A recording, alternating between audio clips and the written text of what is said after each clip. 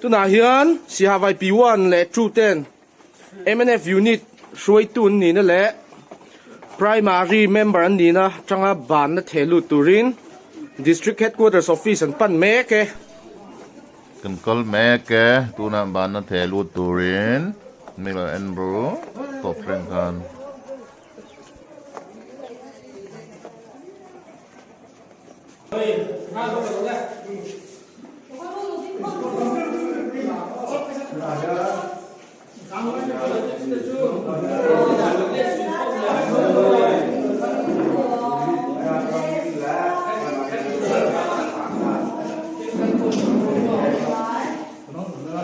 tu na hian CHYP1 le True chu MNF party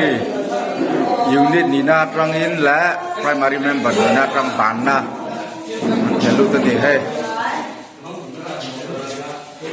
yuan thi ho pa he ban na an lo thelu le do na ni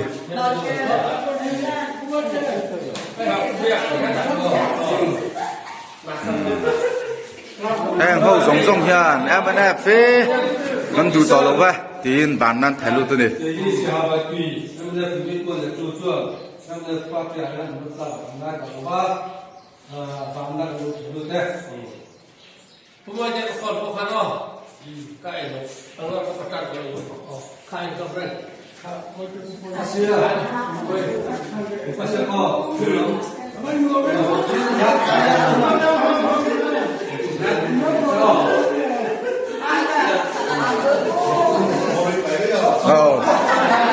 từ đây chứ ông rất tắc ngay tàu lâu tự CHYP True MNF unit that's one MNF ông rất tắc ngay tàu lâu